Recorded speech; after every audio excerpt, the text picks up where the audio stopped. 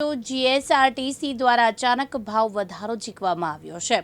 Gujarat ST દ્વારા ભાવ વધારો કરવામાં આવ્યો। હવે કોઈપણ ભાડામાં 10%નો ભાવ વધારો કરવામાં આવ્યો છે। આજથી મધરાતથી ભાવ વધારો લાગુ પડશે। જો કે અગાઉ 2023માં એસટી દ્વારા 25%નો ભાવ વધારો કરવામાં આવ્યો હતો। ત્યારબાદ 2025ના માર્ચ મહિનામાં ફરી એકવાર 10%નો ભાવ વધારો કરવામાં આવ્યો છે।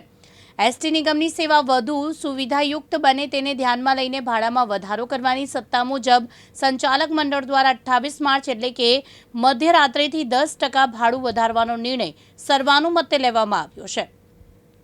જીએસઆરટીસી દ્વારા જણાવ્યું છે કે એસટી નિગમ દરરોજ 27 લાખ લોકોને પબ્લિક ટ્રાન્સપોર્ટની સુવિધા પૂરી પાડે છે, જે અંતર્ગત 8000 કરતાં વધુ બસો મારફતે દરરોજ 32 લાખ કિલોમીટરનું અંતર કાપવામાં આવે, જે પૈકી 85% અંદાજે 10 લાખ પ્રવાસીઓ 48 કિલોમીટર સુધીનો પ્રવાસ કરે છે।